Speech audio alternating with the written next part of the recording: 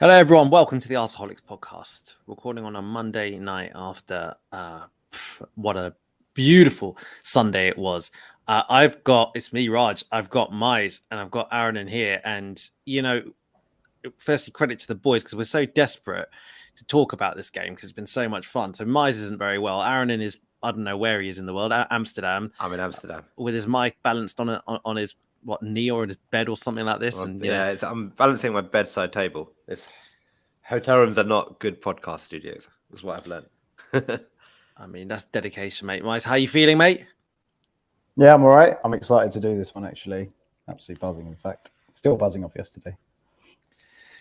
What a great day, man. I mean, do you know what? Sometimes I think about when we start all these episodes, last season, you get a good result and it's a really fun and different start to the episode. And now every time we start an episode, I sort of feel like I need to take it up a level in some ways in terms of, happiness, in terms of enthusiasm. It's quite hard to, because I feel like every week it's like peak and it can't get any better at the moment, but it just keeps getting better. I mean, we're just a results machine. We're a winning machine. It's just all falling into place. And we played Liverpool, the team who, man, they've had our number. They've had our number totally in every which way over recent years, over the Klopp era, certainly. And it was just this amazing moment on Sunday, wasn't it? It felt like it was something special. Miles, tell me what the win means to Arsenal. Yeah, I mean, I think Arsenal fans, we must be like, I'm in dreamland at the moment, to be honest. Says a lot about where we've been the last few years, but yeah, when I look at the table and 8 wins from 9, 6 points from Spurs and Liverpool. Like I say, pretty much in dreamland. And just in terms of the game yesterday, I didn't think we would win yesterday. Not because I didn't think we'd play well. I thought we'd play well, but I thought it was a game that Liverpool would really want to kind of show up for, basically, and almost kickstart their season, considering the start that they've had. And to be fair, we won the game off what you might call a soft penalty, or some people might say it's soft, and I know we're going to talk about that. But I don't think any neutral, anyone who watched that game would watch it or would say now that we didn't deserve to win. Like I think we played well enough to win the game, and I think again we're going to get into it, but really got to give props to Arteta for not just some of the decisions or the main decision he made yesterday at left back, or that change, but also just in general. Like what he's done now with this team. And, we're probably going to talk about specific players and how well certain players played and kind of assess their performance and probably rave about a lot of our players. But if you actually go through the team, pretty much, I'd say everyone had a really, really good game. And that's not the first time this season you could say that. You're probably talking majority of the players had a good game. You might say Gabriel, maybe a slight mistake for the goal, and maybe he wasn't, maybe if you're looking at everyone, you might say he's the one that maybe didn't play as well as the others. But I think that's just, like I say, testament and credit to Arteta, because he's got this team playing a certain way. Everyone knows their role. Everyone's playing for each other. Everyone's playing for Arteta. And I think we saw that yesterday. I think it was just a tactical masterclass from Arteta yesterday. And I think Klopp really did get it wrong with how he set up his midfield. He didn't play Fabinho, which is surprising when you're kind of playing two holding midfielders. Like, why would you not play Fabinho? And he's gone for 4 strikers, and he's kind of gone for the game and hasn't really worked out. I think he maybe underestimated what Arsenal could do going forward. So yeah, obviously, mate, I'm over the moon, and like I say, in dreamland, really. There's a number of things you said in there, Miles, that I think we need to deep dive on. I mean, it's effectively, you've just laid out a pretty good agenda there, to be honest. There's so many of those things. It's going to be great to talk about. Aaron, I'm intrigued to get your thoughts, mate, because you weren't on the preview episode that we did. Miles, Nero, myself, we were probably collectively the most pessimistic that we've been going into any game this season in terms of our predictions. Most games this season, we've either all of us have said we're going to win. Someone might have said a draw. But I'm pretty sure most of us thought. I think I went for a loss. Miles, you went for a draw. I want to say, did you say 2-2 or something? I think Nero went for a draw. So it was 2 draws and a loss.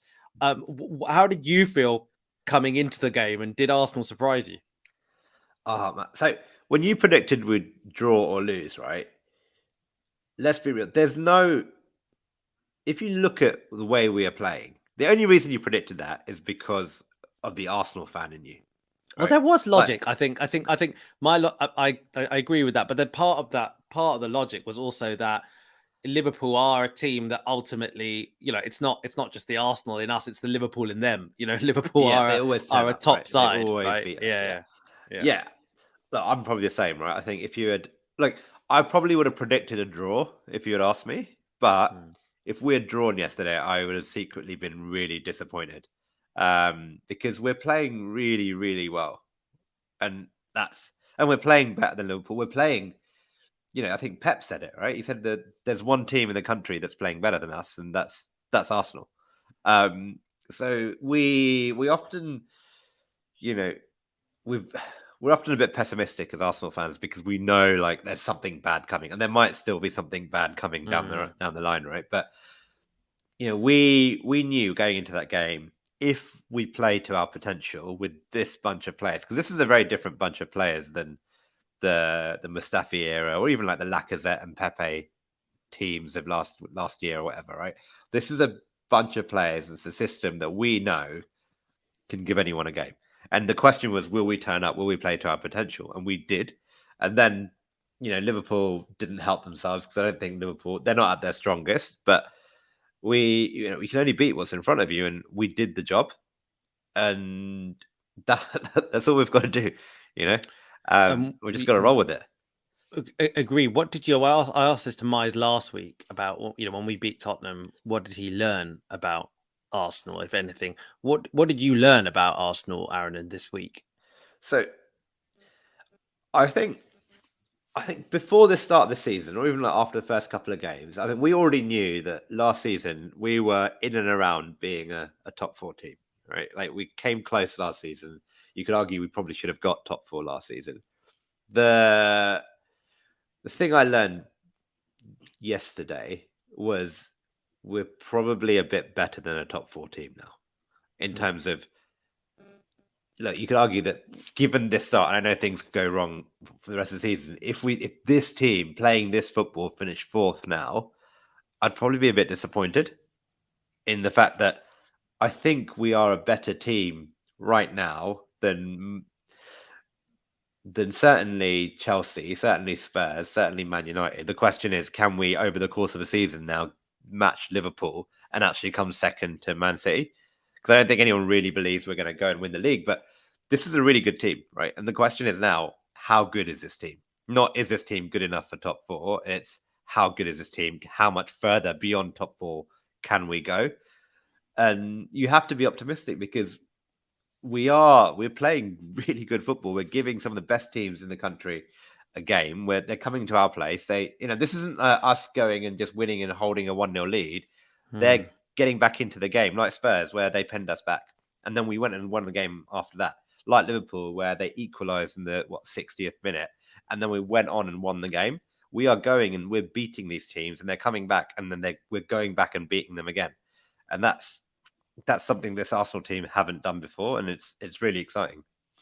So many good qualities. You touched on 2 things. One is, I think, the way we're playing. The other thing is that kind of resilience, that bouncing back from, whenever we seem to concede and etc. There's just so much to love, and I suppose so much to dissect. And Mize, is that Arsenal been getting loads of plaudits now? Like I know that we've been, not annoyed, but like the narrative has sort of been, oh yeah, okay, Arsenal great and everything, but we've got to wait until they have a test, and that's been kind of sort of the repeated comments from a lot of the media. But however, it does feel like after Liverpool, there's a lot of I think there's a lot of people saying Arsenal are the real deal now. A lot of the pundits are seemingly, I don't know why it was just the Liverpool game. Maybe it is the stature of Liverpool. Maybe it's the history of how we've been against Liverpool recently that's made them tip over the edge to think that Arsenal are actually a really good team.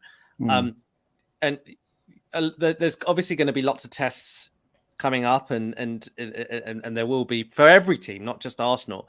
But do you agree with Aaron's sentiment there, where that yes, I think you said it last week, where you said that ultimately you'll be happy with top 4 and you're happy with 4th, Champions League, etc. And I think that was a really good point. But do you agree with Aaron's assessment that the way that this team is looking right now, We're better than fourth. Oh yeah, for sure. The way we're looking right now, of course, everything's super rosy, and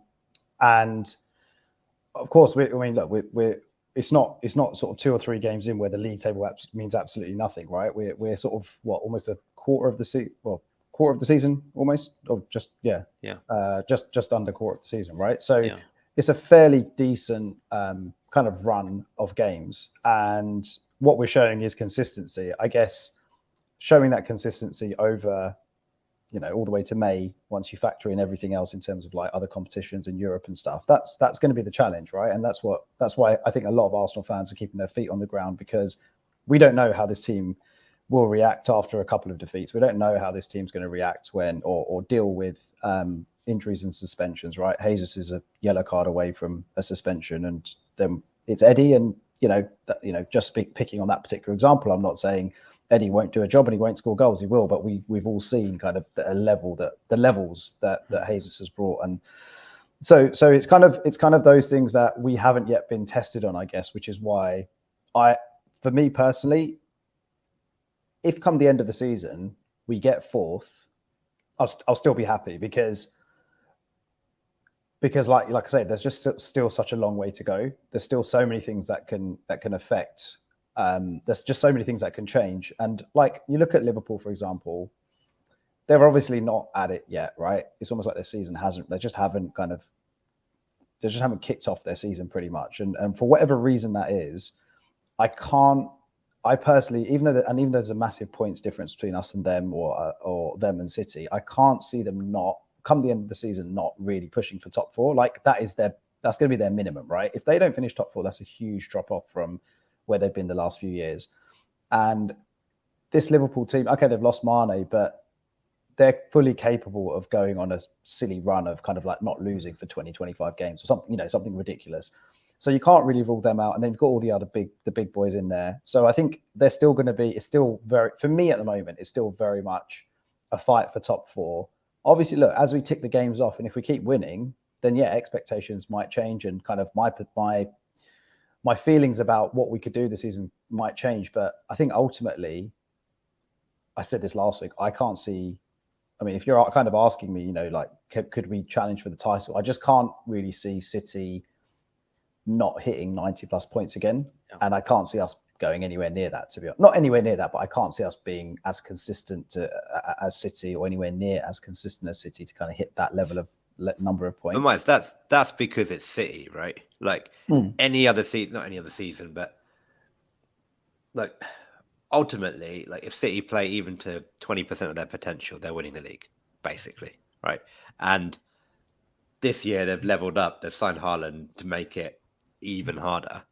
Like realistically, what is like the best we can do? Like even the best Arsenal team is not going to win the league, right? Let's be even like we'd have to like if we could smash it this season, we'd still probably come second. That's really annoying. But I think with this, an interesting lens, right, is that if you think about City pre-Haaland, they didn't have one person that they could rely on, and they basically had a system which different people are contributing in different ways, and it was very like interchangeable. You basically had a bunch of players who could play anywhere along the top and the middle three, if you know what I mean. Like it was just so interchangeable. But is there an argument to say, right, like at the end of the day, if you win a game 1-0 or 6-0, it's still 3 points, right? And at the end of the day, the system they've got right now with Haaland is just being this absolute machine, this guy who, as we said last week, it's not even about he needs chances, he just needs half chances. It's just a different beast. But at the same time, it's a very specific system that they have to play to try and get the best out of him.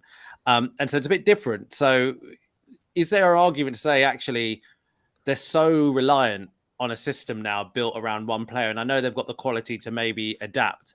But is that where Arsenal's opportunity might lie? Not even just Arsenal, but anyone who's competing. Is there opportunity there a little bit that if you can figure out a way to stop him for a game, or if he has a bad game, or if he gets injured, is that where City could potentially come unstuck? I don't think so. I think they're just so good. It's basic. They're just like, I don't use the word cheating, but they're just like, they're too good, right? They've got unlimited money, basically. and they've spent it, unlike some of the teams who have a lot of money, they've spent it really well. And they know what they're doing, and they've got a world-class manager to make all that world-class talent play really well, right? And they could lose Haaland, and they could just bring someone else in who they got as Alvarez as well.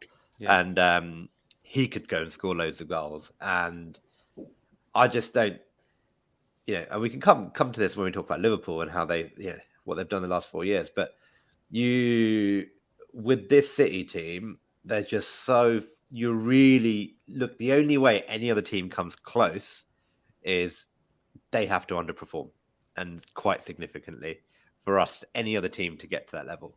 And so I'm not looking, I think City will win the league by like 15 points. And I think for us, if we come second, though, that's a huge success and a huge statement for us as a team, because it means that if we've come second in this Premier League, it probably means we've had a season where we're probably one of the top 6-7 clubs in Europe in terms of quality. And that's a huge level up for us. It's crazy, isn't it? And then you look at the age profile of the side and think that, the side can only get better. And, we might end up being one of those teams that if we're qualifying for the Champions League, it might be a case where every season, actually, the Champions League becomes a more attainable trophy than the Premier League, when you're just playing against a City with Haaland. Miles, have Arsenal, but we have to sort of sometimes be grateful and realistic and think about the things that perhaps are going our way. Are Arsenal benefiting, though, right now with the fact that we've actually managed to keep everyone more or less pretty fit? And when we've had injuries, I mean, fine, you could say when Partey was injured against United, he was missed and we lost. But aside from that, injuries, we've been able to cover. They haven't been in the positions that we'd been short on. And generally speaking, everyone's been pretty fit. Compare that with Liverpool, who are almost having disaster after disaster injury-wise. Every week, it seems like there's something bigger. I mean, after our game, Diaz is now injured until January, it seems. And that's a huge loss. That's a massive loss for them. Trent Alexander-Arnold, it wasn't clear whether it was, I think they said that he was injured at halftime, but I don't know if it was performance related actually as well. But regardless, the point is they've had injuries and they're struggling. Probably not the only reason why they're struggling. It's probably a reason. So are Arsenal lucky? Would you say that we've just managed to avoid it? Oh yeah, I mean, like you say, we've not really suffered. We haven't really suffered. There's been a couple of injuries, but if you look at I don't know for sure, but if you look at the starting 11, it's probably been pretty consistent every single Premier League game. Thomas Partey was one. Zinchenko has been injured. Aside from that, it's been very much consistent. So yeah, for sure, I think we've been lucky, we've been fortunate, and it's going to be all about how we ride out the injuries when they come, and hopefully they sort of, it wouldn't be the worst thing if one or two players get injured kind of November time or just towards the end of this month and end up missing the World Cup. Not that I want any of our internationals to miss the World Cup, but it wouldn't be bad if they get kind of 4-6 weeks off. But I think also we probably should give a bit of credit to kind of the squad building, as it were, right? I see Aaron nodding his head there. So, we've got 2 quality options at left back, 3 now. If you look at Tomiyasu, to be honest, we've got options across the back. I do feel like if there's a centre back injury, if Saliba gets injured, bit of a worry. I know Ben White, we can switch things around, but it does seem like Saliba's kind of just his performances have again just been consistently excellent. Thomas Partey is another one. But overall, through the squad, there are I feel like if it's 1, maybe 2 injuries for a game or 2, I think we can probably manage. It's just like if we get this really bad kind of situation where 3 or 4 of the big names or key players are out, and you start looking at who might have to come in, that's when the squad depth might show. But I think what we've done so far, in terms of building our squad, and hopefully, fingers crossed for Champions League football next season. I think we're on a good path in that sense. I feel like we're on a good path in terms of, having quality replacements to come in. I was looking at Chelsea's bench, I think for the Champions League game they played the other day, and it was just ridiculous. Like every single player was pretty much like an international, or I'm sure they played international football before, and yeah. So yeah, I think we've been lucky, but at the same time, we've still got to win the games, right? And the team still has to come out and perform. So we're definitely doing that too. Yeah, agreed. Let's just go back into the detail of the game itself. Yeah, on Sunday, and you touched on something when you were talking about our left back choices. And you did identify that at the beginning as something that was really impressive from Arteta. What it feels like has been quite interesting is, yes, Arsenal have got this way of playing that seems to be very there's a DNA, there's a very specific style at which Arsenal are playing at the moment. There's there's patterns, there's specific kind of numbers going forward. There's basically repeatable patterns that you're seeing every game, and there's clear tactics, etc. But one of the things that seems to be quite interesting this season is quite often Arteta is bringing a very, very small tactical surprise in games. And sometimes it's not even in terms of selection, it's terms of kind of the specific role that individual is being asked to play. We saw it against Tottenham, where Ben White took up positions that actually he wasn't taking up normally. He was playing in an almost more advanced role than he had been previously, and that actually perhaps threw off preparations that Conte may have had. Like, it was something that we hadn't done before. And he did another one, right? He did another one this weekend with Tomiyasu coming in at left back, which on reflection just looked so genius and logical in theory, having a right-footed left back playing against Salah. Aaron, and talk to me about that. Needless to say, I'm sure you were surprised, just as everyone else was, to see him playing left back. But what do you have to say about that? Yeah, I was definitely surprised. It goes back to what Maya said earlier on, which is, you talked about the injuries, right? Let's just say hypothetically, like last season, if our first two left backs were injured, I know Tomiyasu was around, but he was also injured for a big chunk of it. That left back situation was such an issue for us last season. But this season, we're voluntarily benching someone who was our first choice left back, and so crucial to our team last season, to be like, actually, this dude is better in this situation, and the whole system still works. And the system we have, whilst the players and personnel remain relatively constant, like you said, Raj, there are always these small tactical tweaks, and it just makes an already well-oiled machine run even better. I remember reading the Bodo manager saying he was scouting our game against Zurich, right? And he was watching him for Zurich, but he just ended up watching Arsenal, and he said he basically just didn't understand what we were doing. It was just so complicated because all these players were just moving into different positions all the time. Like, Jesus was obviously a striker, but then he's out wide. Martinelli's coming inside. Saka's out wide, sometimes inside. Xhaka is doing his thing. The fullbacks are doing their thing. It's a really intricate system that seems to be working really well, and you have to give the manager credit for that. And like you said, we brought Tomiyasu in, and usually you make a big change to the fullbacks, and the fullbacks in the modern game are so important to how you play and how you build up. But we've changed that, and the whole system still looks good. It didn't really impact the attack. I think the idea was to get him on his left foot, going out wide, crossing balls to Saka diagonal, and he could maybe do that a bit better. I don't know. I'm not sure, actually. But I think he was phenomenal defensively. I love the guy. Like, I love Tomiyasu. I wish he was playing right back, but Ben White has just nailed that role so well. So if he gets a run at left back now, you wouldn't be surprised, because he offers so much. And he's such a good player, so versatile. That the more Tomiyasu we get, the better Tomiyasu is, the better Arsenal do.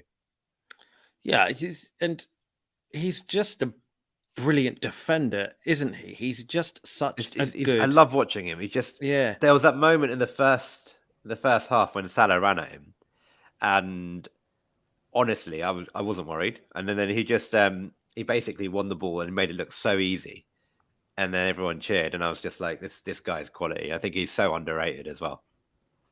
Yeah, and Salah hasn't had the greatest season of his career. Certainly hasn't looked that great.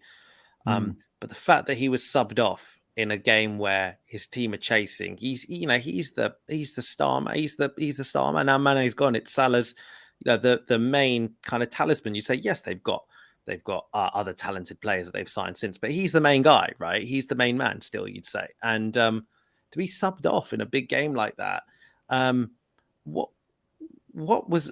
I mean, how much of that do you think was down to just the way that Tomiyasu really, really negated him?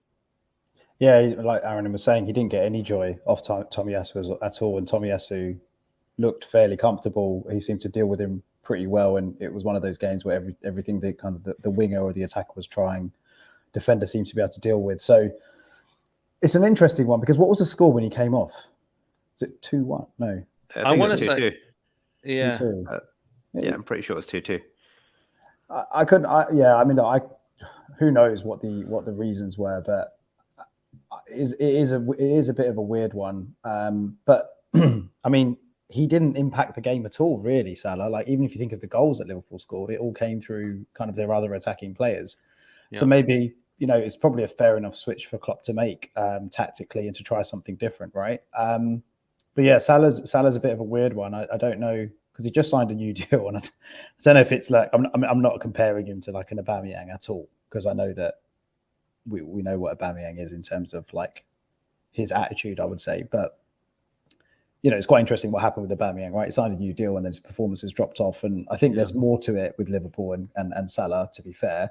And maybe it's just a bit of a bad patch. I'm not saying he's a bad player, not saying he's not putting in 100%, but it is a bit strange. And obviously, yeah, I guess him and Mane linked up so well over the last few years. That's like, it's like a big loss for them, and probably for him as well. And maybe he's just trying to adjust to a slightly new style of play. And I felt like he was pushed back quite a lot like yesterday as well. Like, he was having to do quite a bit of defensive work, and I guess that's the Trent factor coming in again. You know, him having to cover Trent's not in particularly good form defensively, and maybe that just kind of affected his game a little bit as well. So it could be a combination of things. But yeah, I mean, it's quite interesting, right? Because when you look at kind of that, we always used to look at that Liverpool front three of Firmino, Mane and Salah, and I guess Firmino started to be phased out, but he's now kind of back in the frame in terms of he's scoring goals again. But you'd look at them and you just be like, it was like, that's the benchmark, isn't it? It was the benchmark. And now you look at our front three, and we've been saying it for the last few weeks, right? I can't wait for Saka and Martinelli to explode. I can't wait for these guys to start scoring goals. Like, they were doing it, but not at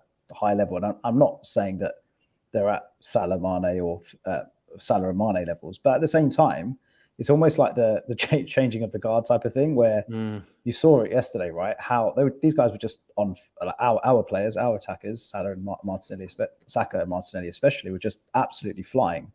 And yeah, that was. It did feel like a changing of the guard type thing. I know it sounds, you know, it's one of those things that you can probably go, oh, steady on. You know, Arsenal just beaten Liverpool for the first time in ages, etc. We haven't won anything. I agree with all those things, by the way. We haven't won anything yet. But I think the changing of the guard thing felt interesting for a number of reasons. And it kind of also relates a little bit to one of the comments that's just on the screen right now. So, you know, Prasath has left a comment here.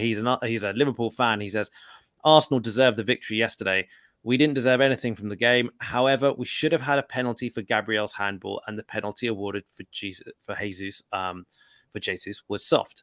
And the reason I'm relating to this, to the changing of the guard sort of point, is I've always believed, right, that, you know, a better a team is, the more likely a referee is going to give them those 50-50 edge cases. Because I think what goes into the referee's mind, maybe it is unconscious, but ultimately they don't want a decision that they make to have really, really categorically changed the direction of a game. Like, if one team was definitely not the better team, they don't really want to be the reason why that team won or whatever. And I think that a lot of the times, therefore, in the past, when we've played Liverpool, I mean, you know, so there was these chains on threads on Twitter that were going around today, obviously, in Arsenal fans rebutting this kind of big kind of backlash, if you like, from Tottenham fans and some Liverpool fans talking about how Arsenal got the rub of the green. And these threads were just almost stills and clips from all the times that Liverpool have had decisions go their way against Arsenal.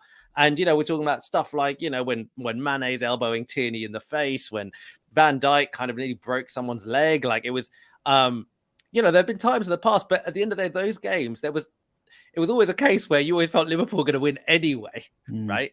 And so, Aaron, did it feel a little bit changing of the guard like that, in the sense that, yeah, like there were some of these decisions where, I think that we probably did. They're 50-50. Some of them were, it could go either way and we got them.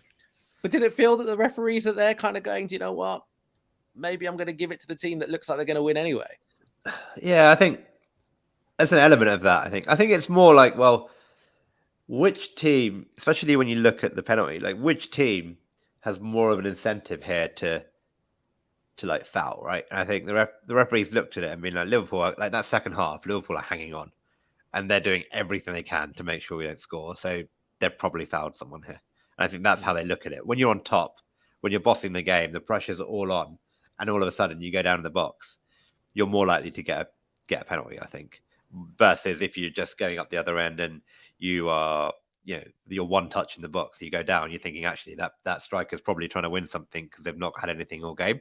But when you're dominating, you're going for it, you're getting in the box. I think I read that we had the most number of touches against in the box that Liverpool have faced since they've ever played City or something like that. We were constantly in their box. Refs thinking, well, actually, like, yeah, he probably did foul him. And I think the penalty, it was soft, but again, it's a 50-50 and we just got the benefit of the doubt. And at this level, in these sorts of games, these fine margins do make a difference. And we've for so long been on the other end of those 50-50s. Like so many times, those 50-50s go against us. I mean, you can call it luck if you want, but I think, it's that phrase, you make your own luck. And by dominating, by giving the referee a decision to make, by, having a home crowd that's loud and intimidating to a certain extent, you move all those small factors in your favor to get those 50-50s. But to go back to your point, I also think to a certain extent Liverpool are in transition a bit, and actually, like, you're transitioning from this front three that was ridiculous, like it was so good for the last 5 years, probably the best front three in world football, and actually, you take one player out and you maybe have another player that's not at his normal level, and you have small tactical tweaks here and there, you drop. And when you drop a little level and you're against a team that's now on the rise, you all of a sudden you're not top two, but you're top four or you're top five. And that's just the Premier League. That's this level of football. Like you mentioned it on WhatsApp, right? Like if we had lost yesterday, like would have been 1 point. Spurs would have been 1 point behind us, despite. And you'd say, well, do Spurs deserve to be 1 point behind us? Like, probably not. But that's the reality of, at this level, you slip up even the smallest margins and, you will get caught. Yeah, exactly. And going back to the specific decisions, but it's funny, isn't it, Miles? Because when we were standing, from where we're sitting, we sit right behind the goal on the North Bank with Gabriel's handball shout. I mean, we immediately were like, that's a penalty. Yeah. So well, saw his arm go up, right? I mean, obviously it happened so fast and in real time, but yeah, it was pretty clear to us in terms of the ball made contact with his hand and his hand was way, way up. I turned to you guys and just said, he's going to give a penalty. And obviously the referee didn't give it. And I was convinced. I think we were all convinced. I don't know, Aaron, if you saw it properly, but me and Raj were convinced. I didn't see it properly. It just happened so quickly. I think that's probably why he didn't give it. But well, have you seen actually so here's the thing, right? So you obviously in real time it happens so quickly, and like you're right, and maybe that could be a reason, whatever. And then obviously VAR's looked at it, and when you slow stuff down, things do tend to look worse, right? Like that is the case always. But it's quite interesting because like when you slow it uber down, when like you slow it to the smallest like frame degree, you actually see the ball hit Gabriel's chest before it hits his arm. Oh, and really? So in theory, if the referees actually did look at that, then they would have said, regardless of like by the letter of the law, that's not handball then, because it's come off another body part. Now, I don't think that they actually even notice that, because it's only when you slow it down do you see the shirt move, kind of thing, as the ball's kind of gone past it. But it is interesting, right? I think the point is, regardless VAR or no VAR, there's so much that still goes into these decisions, which is so subjective, that it's easier. Referee can give it, they cannot give it. There's lots of reasons why, why you. It's one of those where I think personally, I think something like that shouldn't be a handball, right? excuse me. But the problem is, we've seen them given so many times that actually, like, I don't think Gabriel, like, I don't think he's intending to like block the ball with his hand. I think he just, is moving in a weird kind of way. Yeah. His hand is out, and the ball is just smashed against his hand. But a lot of referees do give that. It just goes back to something I've said earlier on: is that there's so much inconsistency in the way these rules are both written and applied. No one knows what handball is anymore. I reckon you show 10 refs that, 5 of them give it, 5 of them don't. Yeah. And it's the same with other things like certain fouls, certain offsides. They're just they've completely broken the rules sometimes, and refs are confused. And then if you have inconsistent application of rules, you basically have inconsistent rules. Just well put. Well put. There are another couple of decisions in the game, wasn't there? There was actually probably the most farcical one that the Tottenham fans were trying to push on Twitter. Did you see the still from Martinelli and Trent Alexander-Arnold? Yeah, that was nonsense. Have you seen that, Mike? Yeah.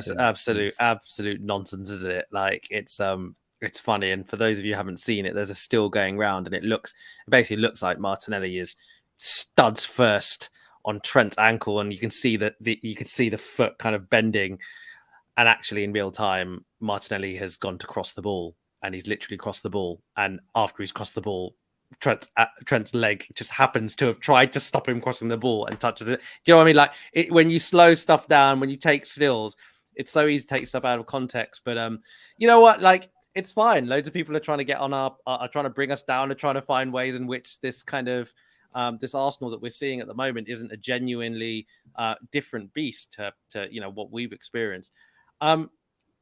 So just kind of, again, going with some of the individual performances, right? Because one of the things that we haven't actually touched on is our start to the game. I mean, like, we scored after 58 seconds. I mean, I don't think that was part of Arsenal's game plan necessarily to score so early. And I think that if anything, I don't know if we suffered from scoring so early and then almost tried to manage the game a little bit.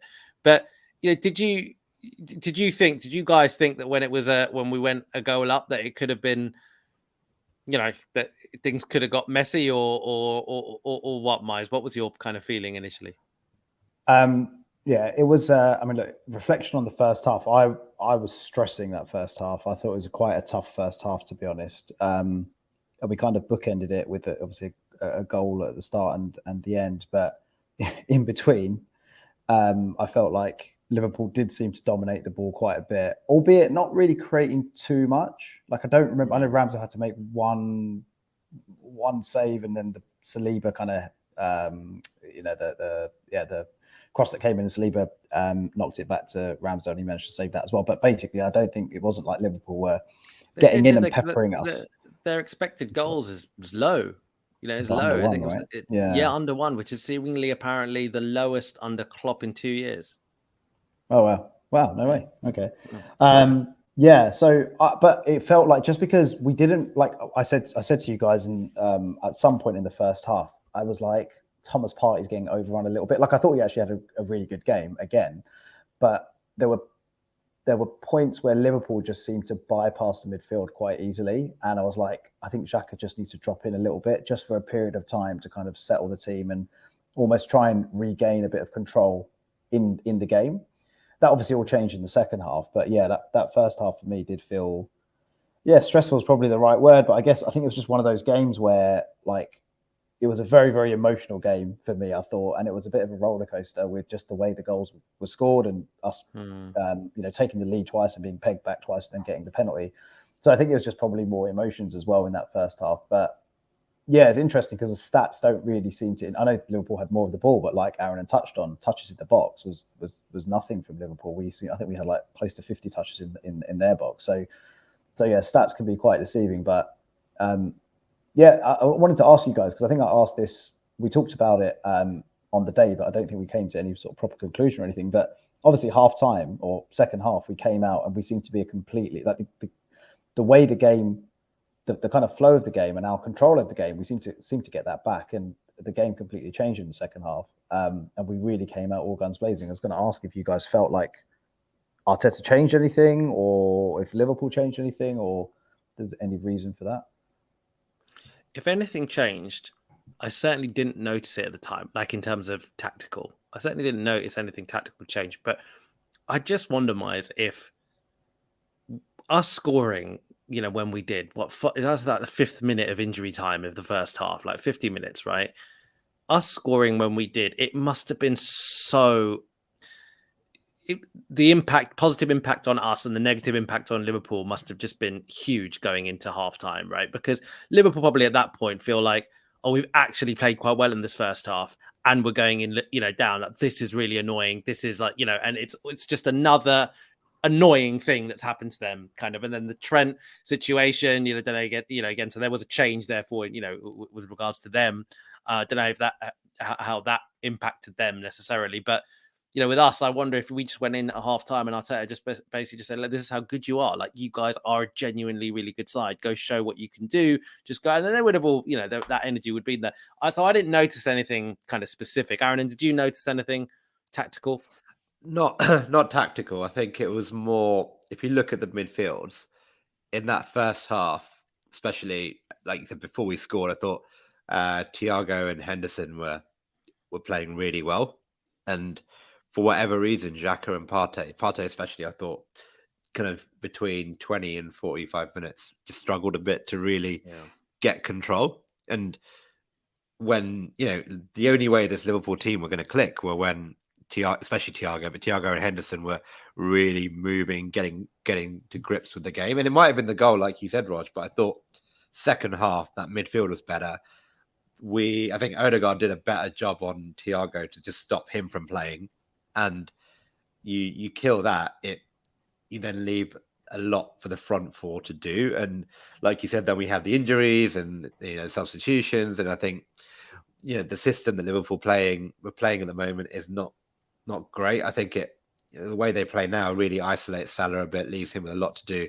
And then you're putting a lot on Nunes. And I thought Nunes was actually quite good yesterday. Mm-hmm. But he ultimately just didn't get the service because everything else around him just wasn't working because we were doing such a good job. And then they had to worry about, us countering. And I think actually Liverpool are often quite vulnerable on the counter. And you saw that, right? Like even our first goal, I know it wasn't a counter, but we cut through them pretty quickly. And actually the Saka goal, that came from, I think they had a free kick in our half and they were going to score. Then all of a sudden, I think we jumped to tackle, we beat the press and we're in.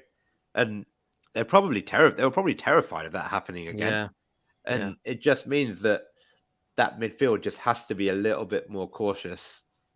And it just meant that we could then start to dominate. But I don't think there might be something tactical, right? Like Arteta is on a different level to us. And there are probably fans who have picked up on something and we screaming at us being like, how did you miss this? But from where we were sat, where it's quite hard to notice these things, I didn't see anything obvious. No. And I want to I want to move on soon a little bit, guys, to talking about the next couple of games. But there were two things that I just wanted to get your thoughts on. Firstly, Mai's like, one potential concern, actually, is that despite the fact that we are a winning machine, it feels like these days, and just the spirit, the level of football is just, it just looks quality, it feels quality. We do seem to struggle to keep clean sheets. Clean sheets aren't happening that often. Now, yesterday against Liverpool, as we've discussed, they weren't that good for Liverpool standards. They had an XG that was below 1, but they scored twice. And both their goals, they were slightly different goals, but they both did involve our centre backs being pulled apart a little bit. And so just without, I guess, me saying any more there, do you have any concerns around this kind of challenge with keeping clean sheets that we seem to have? Well, you've got, I can't off the top of my head remember kind of all of our results and the games that we have kept clean sheets in, but obviously the last couple of games, right, Spurs and Liverpool, I think if you come out of those games with positive results and the points basically, then basically I'm not particularly concerned that we conceded a couple of goals for Liverpool. I think if you're a Liverpool fan, you watch those 2 goals, I think they're, especially the second one, I think they're fantastic goals. The second one, especially, the ball through from, I think it was Jota to Firmino, and the finish. I didn't think Firmino was going to score from there, to be honest. I really didn't think he was going to score. I thought he's through on goal. I know it's down the other end to us and can't see it, but it didn't look like he was through on goal in the sense, he wasn't directly. It was quite an angle to score from, and he put it right in the corner, right inside the post. So I feel like we limited Liverpool in terms of chances. Is kind of the point I was saying before. Even though they had a lot of the ball in the first half, and they did seem to dominate a large portion of that first half, they didn't really pepper us with lots of shots. They weren't really testing Ramsdale. Like, I didn't think Ramsdale had a huge amount to do yesterday, and I don't think he had a huge amount to do against Spurs. There was a save in the first half, which was the I think Richarlison header. Richarlison chance in the first half when it was 0-0. But other than that, I don't think, it's not a game where we're hanging on or holding on. So in terms of clean sheets and kind of our defensive record doesn't really worry me too much, I guess. And I think when you look through the league as well, I think if you look at the top clubs, apart from City, probably everyone's conceding a fairly even number of goals. I would think. Yeah, no, and it's even with City. So total number of goals conceded is not a concern, right? Because Arsenal conceded 10 goals, Tottenham conceded 10, Chelsea conceded 10, City have conceded 9. So it's only one less, right? Oh, so it's not necessarily the overall quantity. It's just, it seems like for as good as we are going forward, it does seem like most games we are conceding a goal. So I think what's interesting now is you look at last season. It was White, Gabriel. It was a set partnership, partly because there wasn't really anyone else to come in, and it was basically Rob Holding and we know kind of there's a bit of a drop off there, and Rob Holding doesn't play the way Arteta wants his centre backs to play. Now Saliba's coming. It's like the level's gone up, right? I know it's still early days for him, but he looks like an elite defender. He looks like he can do it at Premier League level, and even though we conceded a few goals in the last couple of games, I feel like it's Gabriel who's now the player that you're looking at and thinking, okay, he's having a little bit of a dodgy time. He can be a little bit rash. He gave the penalty away against Spurs. It was his I don't know if you'd call it his mistake or not for the Liverpool first goal. I mean, what does he do in that situation? He does seem to get caught under the ball a little bit, and his positioning does seem to be a little bit off. But at the same time, it's 3-4 very mobile attacking players that are constantly going to make you work as a defender. And maybe you could have done a bit better, but I think that's the interesting thing for me. It's kind of like now, if we're looking to improve our defense, it's probably Gabriel, the one who you'd say is the most vulnerable if we were going to sign a new centre back in the next couple of seasons. And Gabriel's the one who's been linked to Juventus and all of that. And I know that's like a separate conversation, but I guess that just shows the levels that we're at now, right? Like that's the levels that we're striving to get to, where we need 2 top-class centre-backs. I still think Gabriel could be that player alongside Saliba, hopefully. But yeah, look, to answer your question, not particularly concerned, because I don't think, like, even though Liverpool had 55-60% of the ball yesterday, whatever it was, I don't think we really, really struggled when it came to them actually getting in behind us. The couple of times they scored, basically. And on another day, maybe that doesn't happen. So they were pretty clinical as well. So, we'll see. We'll see how it goes through the season. But again, it's a fairly young defense still. It's a fairly, everyone's probably still in their early 20s. Saliba's 21 or whatever. So mistakes are going to be made. But overall, no, I'm pretty happy. Yeah, I agree with that, Aaron.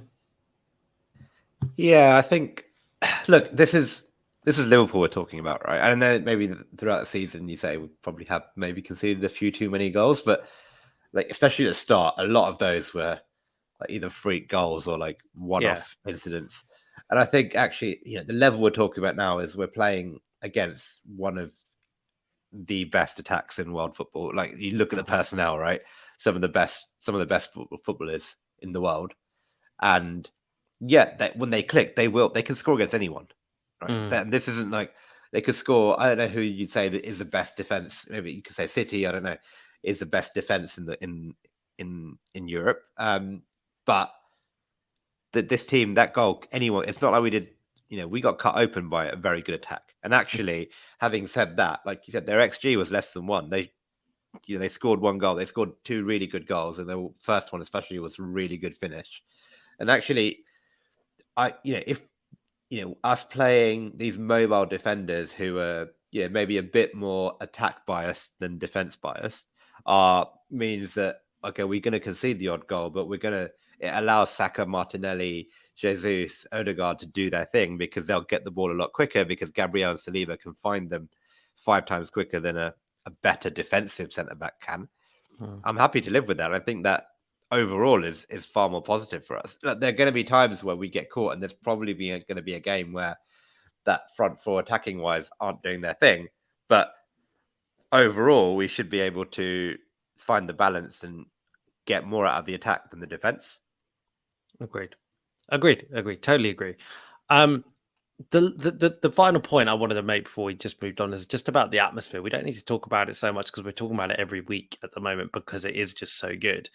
But it's just this real growth story, isn't it? It feels like the fans are just growing with the team. Like the fans are learning, the fans are developing, it feels like at some point this season, the fans realized if we concede a goal and if we really get behind the team, then it will pay dividends, and it's just, that's become a feature. It's almost just like the reaction to whenever Arsenal concede right now. It's just, such a rally of support, and it's just almost symbiotic with the fact that we just keep coming back after other teams come back into the games. We just go and we'll score another goal, and it's so fun to see. But I think probably we should shout out the Ashburton Army guys who have added a real new dimension, right, to our fan base that I haven't seen it my whole time at the Emirates. They're giving us a bit of a feel like we've got some ultras almost. They're just this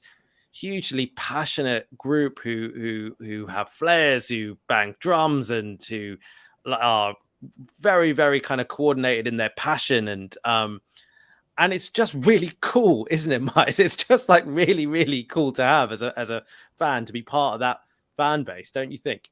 Yeah, completely agree. It's, again, you have to give credit to kind of the new regime as it is, right? As it was. So Arteta, Edu, you have to give credit to these guys because, in terms of the squad, we've got this young, exciting team that everyone's kind of happy to get behind. And it feels like the fans are now kind of being heard. If you look at, even if you just think about some of the things like the Adidas commercials or adverts, it's all kind of linked to the local community and things going around in Islington and all of that kind of stuff. So there's lots of kind of these little changes that have happened in the last couple of years that have really helped just the atmosphere and that improving. And I think also the kind of age profile of, like, I feel a bit older now, kind of old now going to the Emirates. Obviously before, it wasn't that long ago, I was probably one of the younger ones, but now it feels like there's a lot of people kind of in their early 20s or whatever, really going with the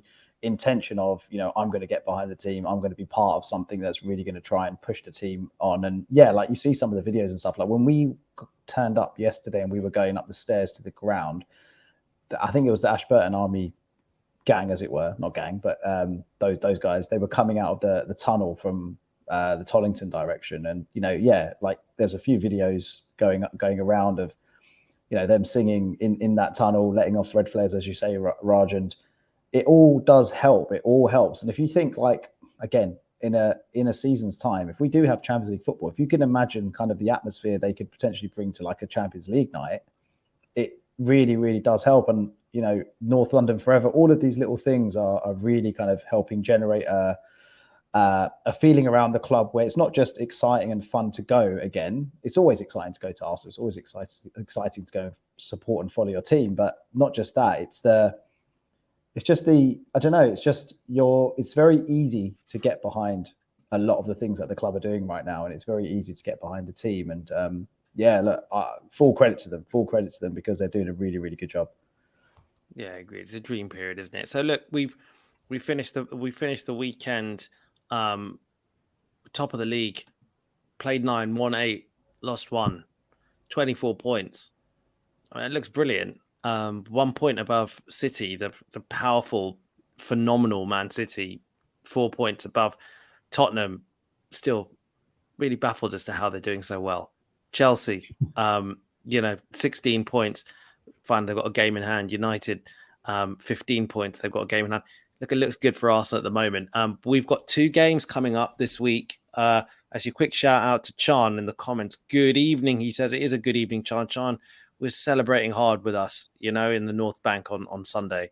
What a guy. It's just great seeing. Just to segue back to this point, it's just great seeing how happy people are in the stadium, isn't it? Like seeing the faces that we've been seeing for years, seeing people who have come there and had to put up some absolute crap sometimes. It's so nice to be part of it.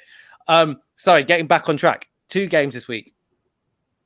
The first is away, we make our way very, very north towards the Arctic Circle, playing Bodo Glimt away, who we played at home last week in the Europa League. Dinesh made a comment here before, and he kind of said, also wonder if Arsenal can keep that intensity up for most of the season with Europa League as well. So yeah, and the Europa League it's interesting. It's still in that phase right now where we're able to sort of play our second string ish, like we touched upon in our last episode.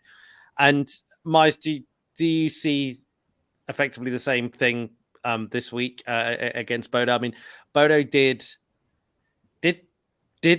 okay actually when they played against us at the Emirates in terms of adventure. They looked like a team that wanted to play and wanted to actually show some personality on the ball.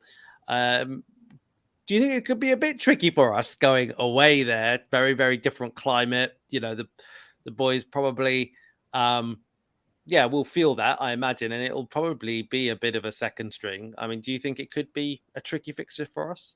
I don't expect it to be honest. Like, I think there's obviously a clear gulf in quality, even with our kind of second string. So I don't expect it to be, I'm not saying we'll walk over them and sort of win 5-0, but I fully expect us to come back with 3 points. Can't see anything else other than that.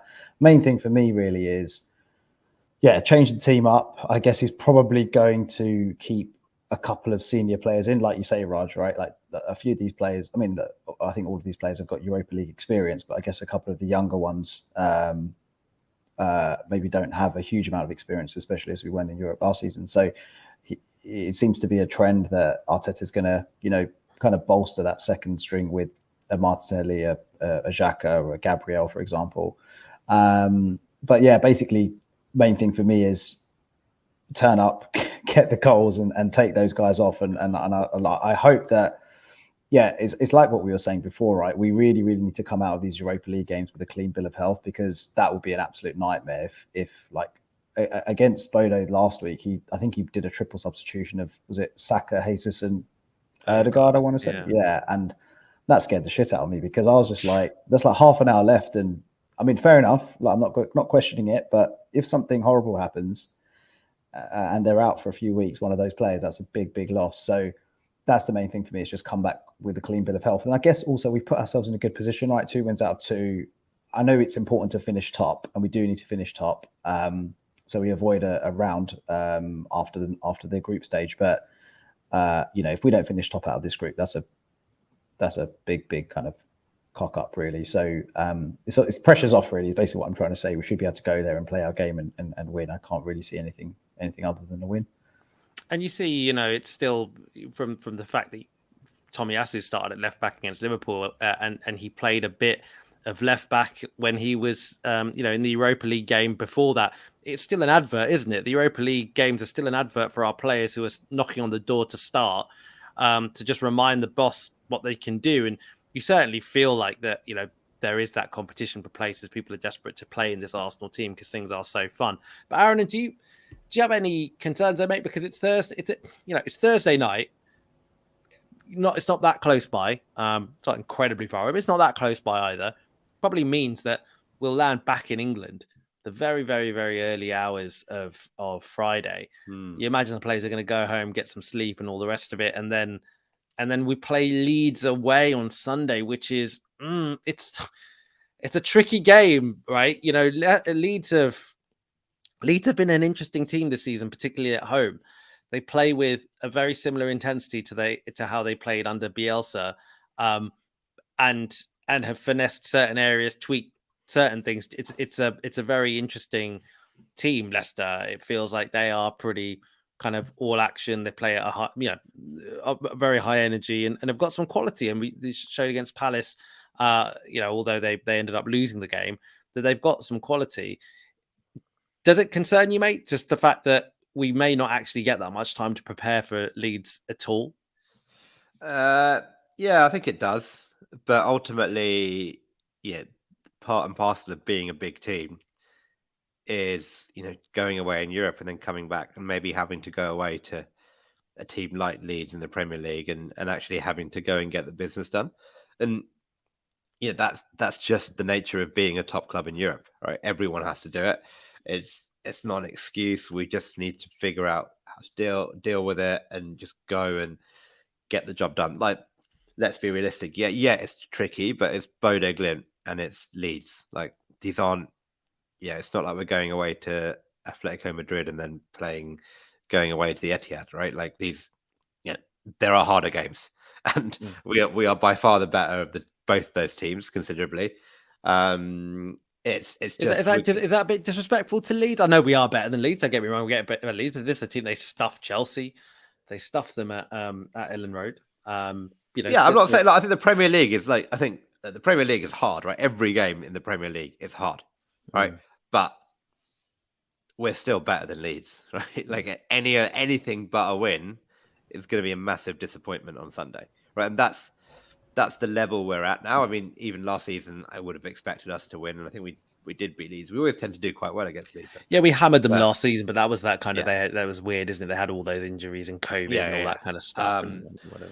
But no, look, I think we need to find that balance of just giving players minutes on Thursday. I still think the Europa League benefits us more than it costs us at the moment because we need to give players minutes. Like you could argue, if it wasn't for the Europa League, would Tomiyasu be in a position to play? That's a good point. That's a good point. On Sunday, right?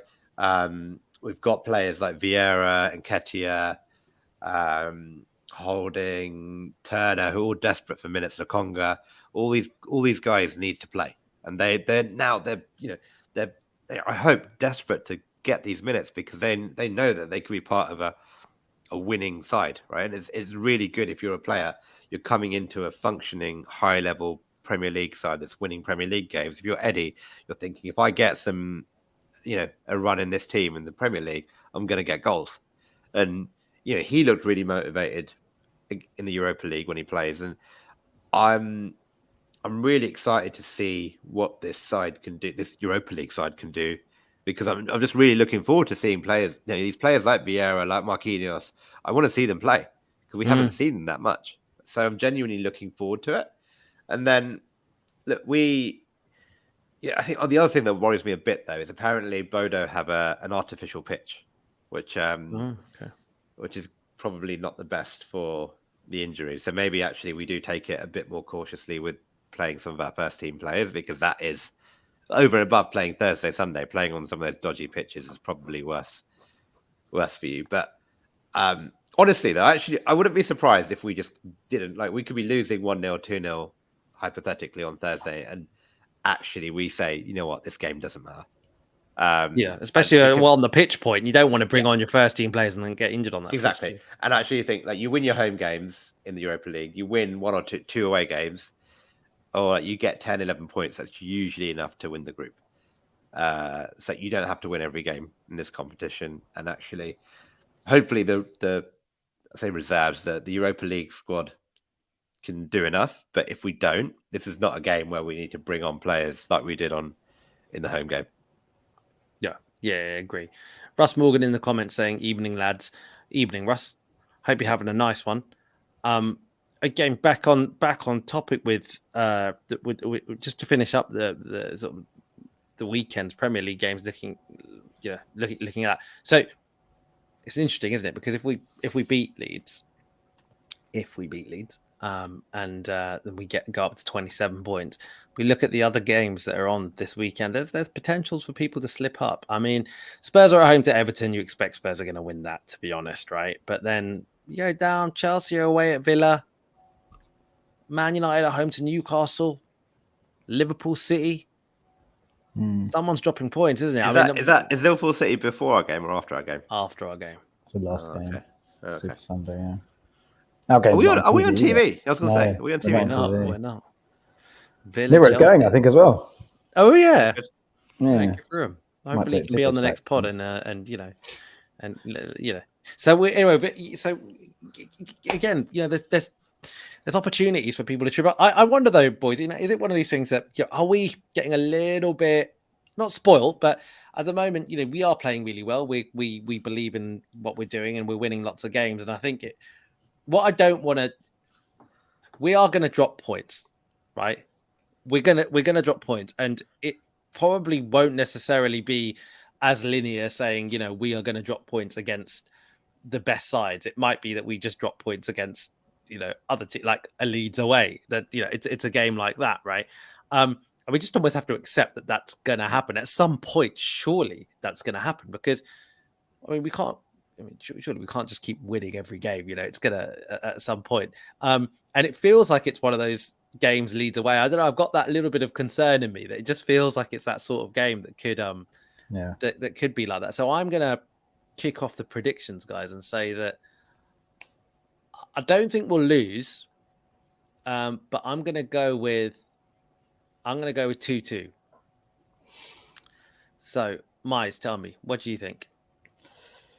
I kind of have this feeling that there's going to be a game. So I personally think we're going to slip up against Southampton. Again, I'm not sure we'll lose, but I think we'll drop points to Southampton. Which is when do we play them? Is that coming up? The week after the game after Leeds, right? I think. Okay. I think I could be wrong. Okay. It's coming up 23rd of October. So yeah. Okay. Yeah. So, in terms of Leeds, I know that's getting way ahead of ourselves, but yeah, Raj, I kind of agree with you. I just feel like this is not really sustainable. Like what we're doing now is not sustainable. I mean, look, I hope it carries on until May, but realistically, there's going to be a point where there's just going to be something's going to go against us. Could be a red card or something, and the game turns on that maybe, or a dodgy decision or whatever. And we to be honest, we've had the rub of the green a little bit as well. Even if you look at the Liverpool game, some of the incidents there. Maybe overdue, but yeah. So anyway, my prediction for Leeds, I think we'll be too strong for Leeds, and I think we'll win 3-1. Aaron? Yeah, I'm pretty confident. I think the only reason you're worried, Raj, is because you're basically saying that, or are you saying you're worried because we've basically beaten Liverpool and like eventually the fun is going to stop? There's probably a lot of reasons. I think Leeds are actually decent at home. Like I think they're a good team, and I think that being at home and the type of football they play, they'll come with a lot of energy. I think there's probably going to be some element of fatigue that's setting into our team just over the fact that we, for all our easy fixtures in inverted commas, right? Like we've played 3 out of the top 6. That's more than anyone else's. The rest of the top 6, no one else has played 3, right? So it's been tiring. I can imagine like this run's been tiring. And then, even if some of the guys don't play in the Europa League game, they still travel, right? So that traveling, that extra thing to play against a team that are just highly energetic, I feel like it's just one of those fixtures which you could slip up for, for those reasons.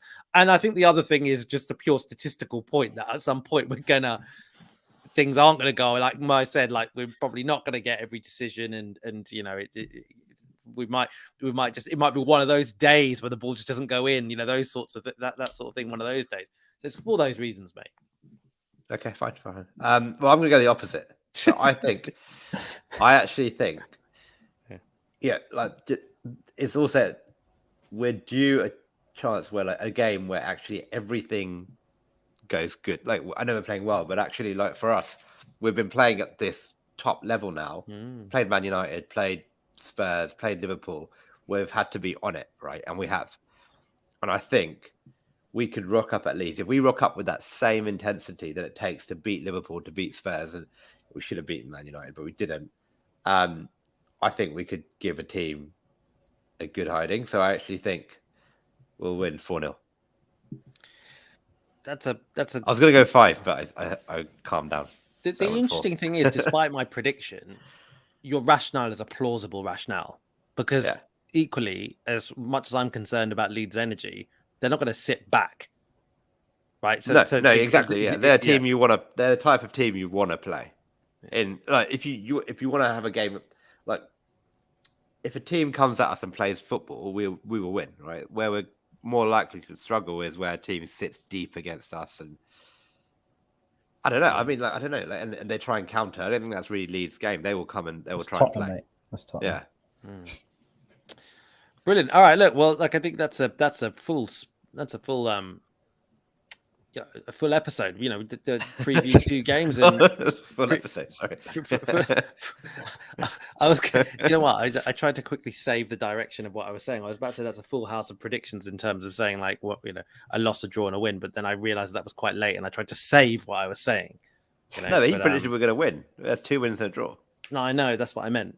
All right. Like okay. so yeah. You know, I got it wrong. Do you get it? You get it. Sorry, okay. it's late. Yeah. It's late. Like, I'm pretty tired. I'm sorry, listeners, for this sloppy end to the episode. Look, guys, thanks. I mean, it feels like saying it every bloody week. It just feels so good at the moment. I'm really. Do you know what? Like, maybe a closing thing that I would say is. It's going to sound silly. Like, people would think that I'm not trying to make us out to be some kind of Robin Hood story here, but there's a very similar feeling to the Leicester season in the sense that every game, I think, even as fans, we're basically saying, look, this has been great, but at some point it's going to slip up. At some point it's going to slip up. At some point it's going to slip up. And I think I really feel like the players are sort of taking that in a really positive way and then just basically saying, do you know what? It's just about the next game. Let's just win the next game. And it's a very cliche thing to say, but I really get the impression they're doing that. I get the impression that they're playing every game like it's a cup final, and it's just about that one game, and then you don't think about anything else, just that one game. And that's kind of, I remember that's kind of what it was like with Leicester, where no one was talking about the title until they basically almost won the title. You know, I'm not saying we're going to win the title. I'm just saying that I think it's quite a cool vibe that's going on right now. Everyone's living for the moment and just enjoying every result. Yeah, man, like, so it's interesting because we've also not got very many home games coming up now from now until the World Cup. So, you know, it's weird because when things aren't going well, you obviously want a break, but when things are going well, you just want to be at the Emirates all the time, don't you? Anyway, guys, anything closing from your side, Mize? Not really, man. Good job hosting again. Thank you. And no, it was good fun. And yeah, man, just like you say, buzzing for the next game. Very excited to see what this team can do this season. Very excited to see kind of how some of our players develop. And yeah, I think it's just a good time to be an Arsenal fan. Good time indeed, Aaron. Is it a good time? It is. It is a very good time, and we just gotta roll with it and see where this journey takes us. That sounds like so romantic, man. This is lighting, mate. It's the mood lighting in this hotel. Mood lighting, man. You've used that line before for sure. No comment. All right. Listen, everyone, thank you. If you're still listening, really appreciate you listening for the whole episode. Like, share, subscribe. Thank you for the support. And, you know, enjoy being an Arsenal fan. If you're not an Arsenal fan, really appreciate the support as well. And you know, like, let us have our moment. Thank you. All right, everyone. See you later. See ya. Bye. Bye. Bye.